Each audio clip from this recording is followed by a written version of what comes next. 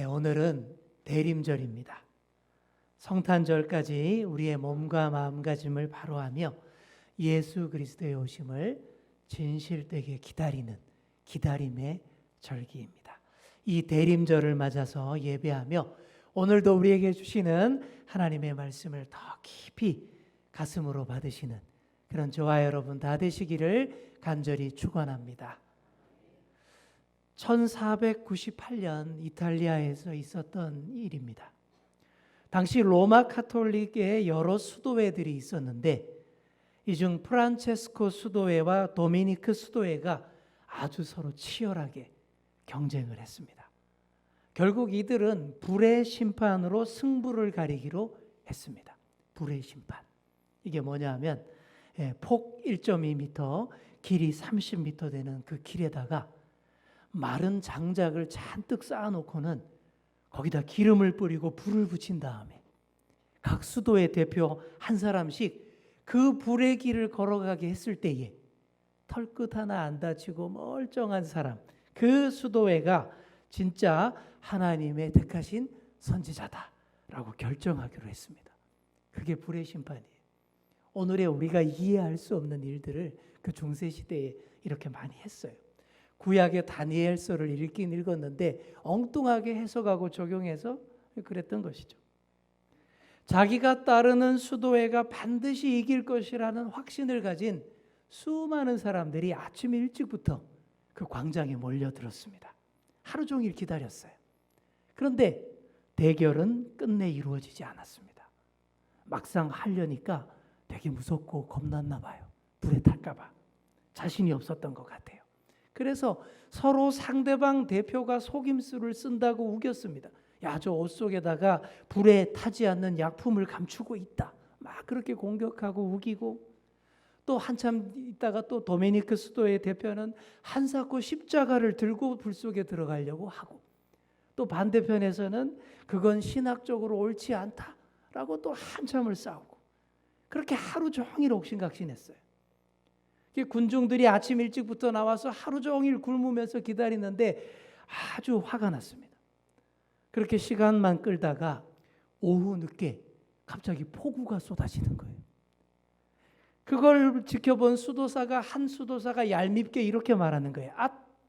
이것은 하나님께서 불의 심판을 원하지 않는다는 증거다. 그러면서는 그냥 철수하려고 하는 거예요. 그때에 이 군중들의 분노가 폭발했습니다.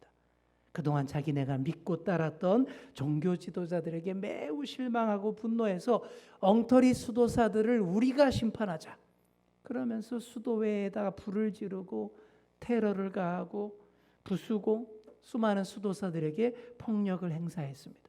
그렇게 엄청난 불신앙의 물결이 꽤 오랫동안 그 도시를 뒤덮게 되었다라는 중세시대의 한 단면 에피소드입니다. 이와 비슷한 일들이 세계 역사에서 꽤 있었어요.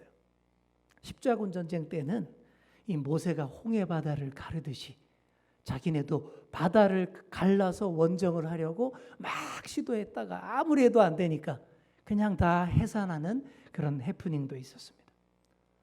이 모두가 사람들이 신기한 기적을 바라고 추구하는 데서 오는 그런 부작용이에요.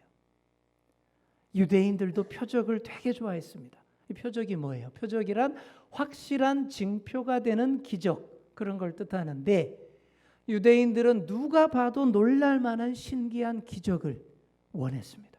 하늘에서 불이 떨어진다든지 바다가 갈라진다든지 하늘에서 하나님의 음성이 모두에게 다 들리도록 들려온다든지 이런 아주 초월적이고 신기한 표적을 예수님에게도 보여달라라고 요구를 했습니다. 그런 표적을 보여줄 수 있다면 우리가 당신을 믿겠다.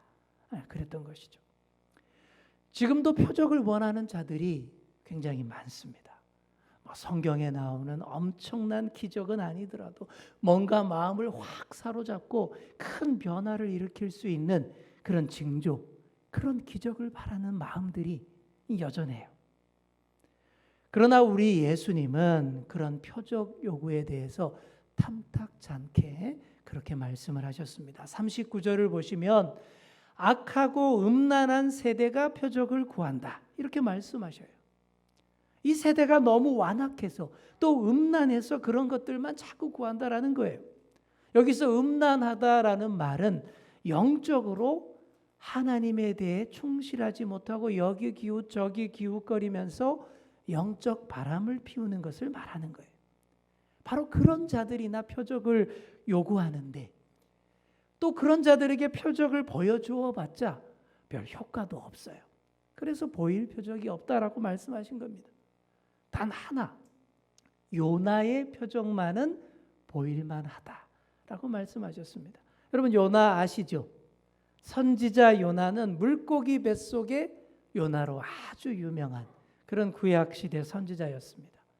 하나님께서 요나를 불러서 저 타락한 도시 니느웨로 가서 심판의 회개를 선포하라. 그렇게 사명을 주셨습니다. 거기 가서 하나님의 심판을 선언하고 회개하도록 만들라라고 말씀하셨던 거죠. 그런데 요나는 죽어도 니느웨는 가기 싫어했어요. 왜 그랬을까요? 이 니느웨라는 곳은 이스라엘을 너무도 심하게 잔인하게 괴롭히던 그런 나라 아수르의 수도가 바로 니느웨였기 때문인 거예요. 아수르 사람들이 얼마나 잔인한지 말로 다 표현 못할 정도로 그렇게 이스라엘을 괴롭혔습니다. 그렇게 잔인하게 동족을 괴롭히는 사람들이 진짜로 회개하고 하나님께 용서받고 구원받는 꼴, 그거 나는 죽어도 못 본다라는 거예요. 그래서 안 가는 거예요. 딴 데로 도망을 갑니다. 딴 데로 도망가다가 바다에서 풍랑을 만났고 결국 큰 물고기가 요나를 통째로 삼켜버립니다. 물고기 뱃속에서의 3일을 경험한 요나. 흐물흐물해진 요나가 결국 하나님의 강한 의지대로 니느웨로 가서 하나님의 심판을 전합니다. 자, 그때 놀라운 역사가 일어났어요. 요나도 기대 안 했고 전혀 안 그럴 것 같던 사람들, 그 잔인하고 못된 니느웨 사람들이 다 울며 불면서 하나같이 회개하는 거예요. 그 악한 니느웨 사람들이 요나의 말만 듣고 다 회개했던 것, 이야말로 진짜 기적이고 표적이라는 거예요. 그리고 요나가 물고기 뱃속에 3일간 있다가 나온 것을 예수님이 십자가 죽음 후 무덤 속에 3일간 있다가 부활하신 것과 연결시켜서 말씀하시는 거예요. 이렇게 예수님의 죽음과 부활이야말로 우리를 살아가는 가장 큰 증거요, 유일한 표적입니다. 예수님의 부활 사건, 우리를 사랑하셔서 대신 죽으시고 다시 살아나서 생명을 약속하신 이 부활보다 더 큰 표적과 기사가 또 어디 있겠습니까? 그렇게 포악한 니느웨 사람들도 물고기 뱃속에 3일 있다 나온 흐물흐물해진 요나의 말을 듣고 다 회개했는데 그보다 훨씬 더 크신 분, 죽음도 초월하시고 극복하시고 부활하신 분의 말씀을 너희가 더 믿고 따라야 하지 않느냐, 바로 이 말씀하시는 거예요. 다음으로 42절에 보시면 남방여왕 이야기도 하십니다. 자, 여기 나오는 남방여왕은 솔로몬의 지혜를 들으려고 멀리 스바에서 온 스바 여왕을 말하는 거예요. 이 스바라는 곳은 지금의 아프리카 에티오피아 지역이에요. 그러니까 이스라엘과 굉장히 멀리 떨어진 곳이에요. 그 멀리서도 솔로몬의 소문을 듣고는 찾아와서 지혜를 구하는데 솔로몬보다 훨씬 더 큰 그 예수님의 말씀을 너희가 왜 듣지 않고 표적이나 구하고 찾느냐, 바로 이렇게 책망하시는 것입니다. 사랑하는 성도 여러분, 화려하고 요란한 표적이 우리의 믿음을 견고하게 못합니다. 그럴 것 같죠? 뭐 보여주면 될 것 같죠? 근데 안 그렇더라는 거예요. 역사 속에서 봐도 전혀 그렇지 않아요. 그런 거 아무리 보여줘 봐야 오래 가지도 않고 건전한 신앙으로 발전하지도 못합니다. 오히려 거기에 더 중독되어 버리면 더 심각해져요. 이상하고 신기한 징조만 따라가는 그런 신비주의 신앙을 살다가 결국 신기루에 홀린 듯 망할 수밖에 없습니다. 더 악하고 음란한 세대가 될 수가 있어요. 자, 우리 옆에 계신 분들께 이렇게 이야기해 주겠습니다. 악하고 음란한 세대로 살지 맙시다. 아멘.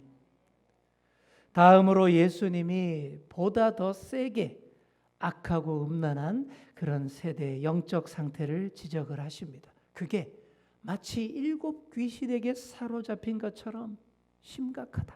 이렇게 말씀하셔요. 더러운 귀신에 사로잡힌 한 사람을 예로 들어서 말씀하십니다. 여기 나오는 귀신이라는 것은 악한 영, 악령을 말하는 거예요. 사람 안에 들어와서 그 사람의 마음과 정신을 지배하고 몸과 정신까지 망치고 더럽고 타락한 생활을 하게 만드는 그런 존재, 바로 그런 것이죠. 이런 악령이 어떤 사람에 들어가서 못된 짓을 하다가 잠시 떠나게 됐어요. 누가 죽기 의식을 했든지 아니면 그 사람이 새롭게 살아보려고 노력해서 몰아냈든지 했을 거예요. 그렇게 더러운 악령이 나가고 나니 그 사람 신수가 환해졌습니다. 깨끗해졌어요. 악하고 음란한 삶을 청산하고 새로운 삶을 시작을 했습니다. 자, 이 사람에게서 나간 그 귀신 악령은 어떻게 됐을까요? 이놈이 나가서는 더 좋은 서식처를 찾아다닙니다. 물 없는 곳으로 다니며 쉴 곳을 찾아다녔다라고 되어 있죠.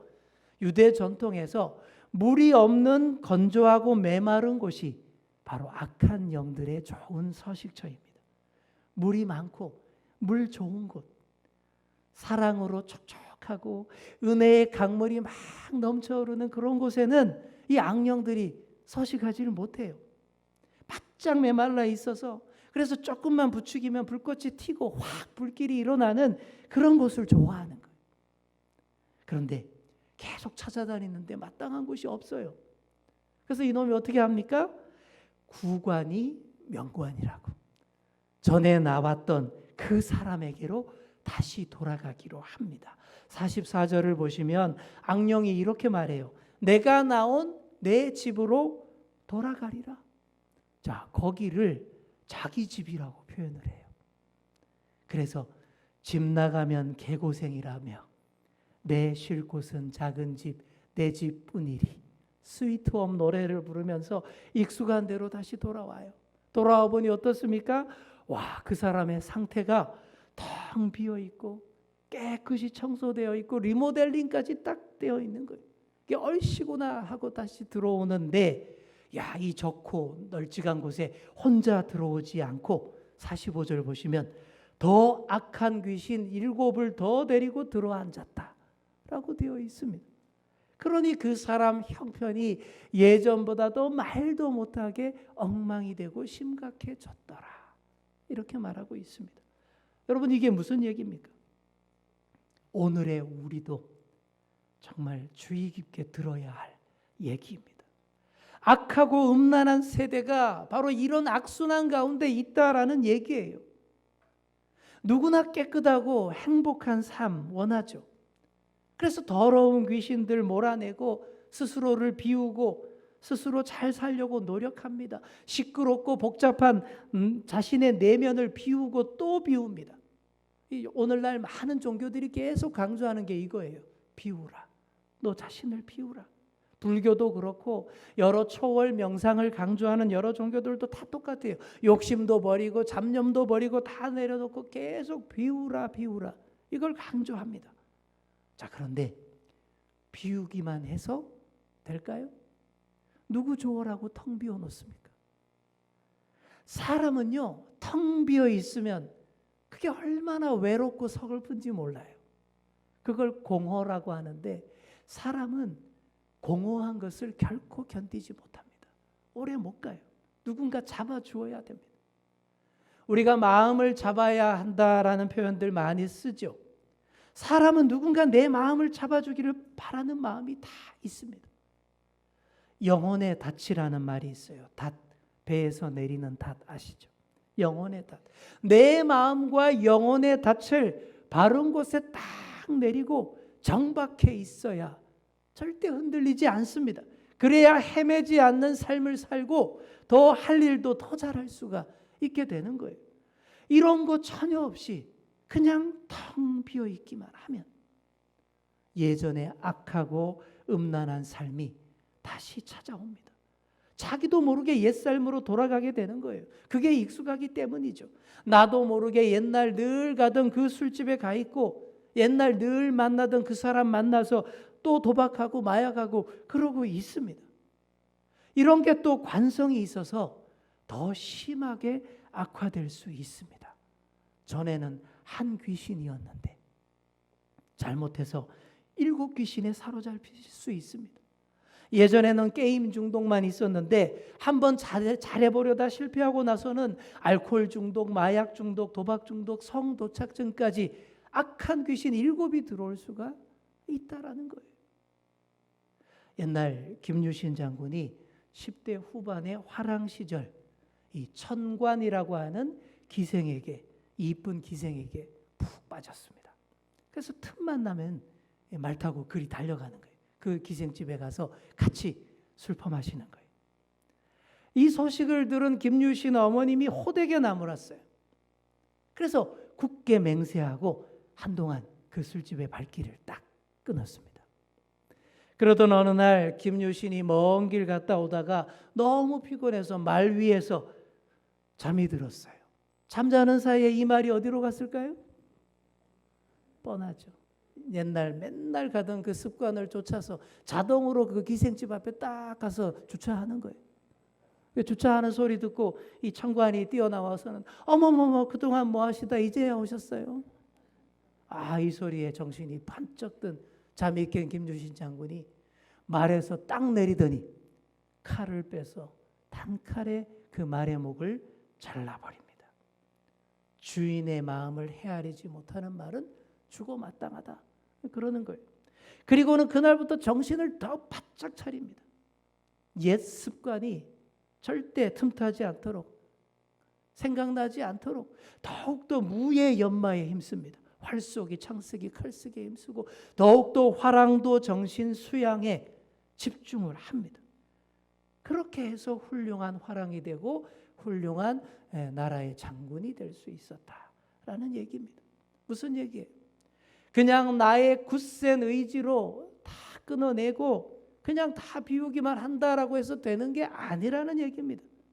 우리에게는 관성이 붙어서 늘 하던 옛 습관으로 돌아가게 만들려는 그런 게 항상 있어요. 그럼 어떻게 해야 돼요? 비우기만 할 것이 아니라 정말 꼭 있어야 할 것들로 대신해서 가득 채워 넣어야 합니다. 악한 것들이 들어올 틈이 없도록 해야 합니다. 무엇으로 우리를 가득 채워야 합니까? 다른 것 없어요. 우리 주 예수 그리스도와 주의 거룩한 영, 성령님으로 가득 채워야 합니다. 예수님이 우리 안에 가득해야 합니다. 옛날 우리 한국 교회의 대선배 신앙인으로 최권능 목사님이라는 분이 계셨어요. 이분 원래 이름은 최봉석인데 워낙 능력 있게 복음을 전하고 놀라운 일들을 많이 하셔서 최권능이 된 겁니다. 이분이 일제강점기 말기 신사참배를 거부하다가 일본 경찰에게 붙잡혀서 모진 고문을 당하게 됐어요. 그 취조실에서 악질 경찰들이 그 모진 고문을 가하는데 채찍으로 때리고 몽둥이로 때리는데 그 극심한 고통이 몸에 퍼질 때마다 이 최권능 목사님은 신음소리를 이상하게 내는 거예요. 맞을 때마다 예수, 때릴 때마다 예수 그러는 거예요. 자꾸 그러니까 이 고문하던 일본 경찰이 너무 화가 났습니다. 아니 이놈의 목사 나부랭이가 나를 놀리무니까? 왜 내가 때릴 때마다 예수노 예수노 하무니까? 그랬어요. 그때 이 최권능 목사님이 대답하신 말이 아주 유명한 말, 우리 한국 기독교회사에 항상 기록되어 있는 말이에요. 내 안에는 오직 예수만으로 가득 차 있다. 그러니 내게서는 예수밖에 나올 것이 없도다. 바로 이렇게 말했다라는 거예요. 정말 이렇게 다 된다면 얼마나 좋겠습니까? 우리 옆에 계신 분께 이렇게 이야기해 주겠습니다. 예수님과 성령님으로만 가득 채워지세요. 아멘. 그러면 다 되는 거예요. 요즘 새벽 기도의 시간에 사무엘서를 묵상하고 있습니다. 지금 한창 지는 해 사울 왕, 뜨는 해 다윗 이야기를 묵상하고 있는 중인데, 이스라엘의 초대 왕 사울은 악령에 사로잡혀서, 주의 신이 떠나버리고 나니 악령에 사로잡혀서 정신병으로 괴로워하고 있는데, 그런데 다윗은 생명력으로 넘쳐나며 음악 치료사가 되어서 그런 사울의 치료까지 도맡아 하고 있습니다. 천지 차이죠. 자, 왜 이런 차이가 나타났을까요? 늘 주님과 함께 동행하고 주의 성령으로 충만한 사람과 전혀 그렇지 못한 사람의 차이인 것입니다. 이 다윗은 빈집이 아니라 가득 채워져 있는 집이었어요. 거룩한 하나님의 영으로 가득 채워져 있고 늘 성령으로 감동되어 있으니 어디를 가나 생기가 넘치고 어디를 가나 섬겨주고 봉사하고 사람을 살리는 그런 일을 하고 있는 거예요. 바로 이렇게 되어야 합니다. 내려놓고 비우는 것, 깨끗이 청소하고 리모델링하는 것 중요합니다. 하지만 그걸로 끝내버리시면 절대 안 돼요. 비고 비인 내 마음의 집, 깨끗하게 청소되고 수리된 내 영혼의 집으로 반드시 우리 예수님을 초청하여 드리셔야 합니다. 지극히 높으시고 거룩하신 주님이 내 안에 계셔야 하지 않겠습니까? 오로지 주님으로만 내 안에 가득 채워져야, 그래야, 한마디로 성령 충만해야 더럽고 악한 일곱 귀신 얼씬도 하지 못하게 되는 것입니다. 그러면 다 됩니다. 성령으로 충만한 내가 어디 가서 뭐를 해도 아름다운 거예요. 성령에 감동한 내가 뭘 연주해도 아름다운 음악과 노래가 되는 것이고, 성령에 감동한 내가 무슨 말을 해도 지혜의 말, 모두가 공감하는 말이 되고, 성령에 감동한 내가 어떤 용기 있는 일을 과감하게 해도 모두들 다 따르게 되는 역사가 일어나는 것입니다. 바로 이런 멋진 그리스도인들이 다 되시기 바랍니다. 이런 멋진 그리스도인들이야말로 진정한 예수님의 가족입니다. 46절부터 보시면 예수님께서 새로운 가족 개념을 말씀하셔요. 예수님의 가족들이 찾아왔습니다. 이 좋은 목적으로 온 게 아니에요. 예수님이 좀 많이 이상한 것 같다라는 그런 소문만 듣고, 아유 이게 귀신 들려서 이러시나? 그러면서 가문의 수치라 생각하고 데려가려고 온 거예요. 그러니 하나님 나라 사역을 방해하는 편에 선 거예요. 이런 가족을 보시면서 예수님이 그러는 겁니다. 이런 가족 대신에 예수님 곁에서 늘 함께하고 늘 동행하고 하늘에 계신 하나님 아버지의 뜻대로 다 행하는 바로 이런 사람들이야말로 진정한 예수님의 가족이다 라고 말씀하신 것입니다. 오늘 이 시간 함께 예배하는 우리 주연 모든 성도님들 다 주님의 진정한 가족인 줄 믿습니다. 물론 우리 혈육의 가족들이 당연히 있고 그들이 행복해야, 그들과 함께 행복해야 마땅하지만, 그런데 우리에게는 또 하나의 가족이 있다라는 거예요. 예수님을 믿음으로 인해 그 안에서 한 형제 자매 된 바로 신앙 공동체의 가족인 거예요. 이것도 굉장히 중요합니다. 우리가 혼자 예수 잘 믿기 진짜 힘들어요. 다 함께 믿어야 됩니다. 다 함께 믿을 때에 일곱 귀신이 다시 들어올 수 없는 거예요. 교회 안 나가는 가난한 성도, 나 홀로 신앙, 나 홀로 지배를, 그런 신앙 추구하다가는 그 혼자 있는 집에 일곱 귀신이 들이닥치면 방법이 없습니다. 바로 그런 곳이 물 없는 곳, 메마른 곳, 악한 마귀들이 즐겨 찾는 서식처인 거예요. 사탄 마귀가 물 있는 곳, 물 좋은 곳을 싫어한다고 했습니다. 주님을 믿고 주의 성령으로 충만한 자들이 다 함께 모여 있는 이곳이 진짜 물이 좋은 곳이에요. 우리 옆에 계신 분께 이렇게 말해 주겠습니다. 우리가 모인 곳이 물 좋은 곳입니다. 하나 더 할까요? 노는 물이 달라요. 아멘. 이게 세상과 다른 우리가 노는 물이에요. 이 물에는 어떤 악한 영들도 틈탈 수 없는 것. 그래서 물 있는 곳, 물 좋은 곳 다 함께 모여서 예수님 믿어야 한다라는 얘기입니다. 사랑하는 성도 여러분, 물 좋은 곳에서 다 함께 격려하고 세워주고 섬겨주면서 신앙생활 하시고, 그래서 점점 더 거룩한 영으로 충만하고 감동된 자, 그래서 몸과 마음이 늘 건강하고 행복한 여러분 다 되시기를 바랍니다. 그렇게 되셔서 더욱더 하늘 아버지의 뜻대로 다 행하는 자들, 진정한 예수님의 가족들이 다 되시기를 간절히 축원합니다. 기도하겠습니다.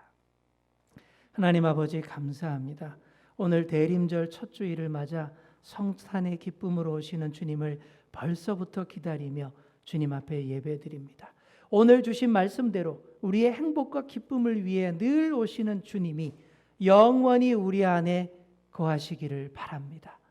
악하고 음란한 세대가 우리 안에 자리 잡지 못하게 하시고 거룩한 주의 영으로 늘 채워지고 성령님의 감동으로 늘 기쁘고 행복한 삶으로 살게 하여 주옵소서. 우리 주영교회의 모든 교우들이 다 함께 신앙 공동체 안에서 주님의 한 가족이 되게 하여 주옵소서. 감사드리며 예수님의 이름으로 기도하옵나이다. 아멘.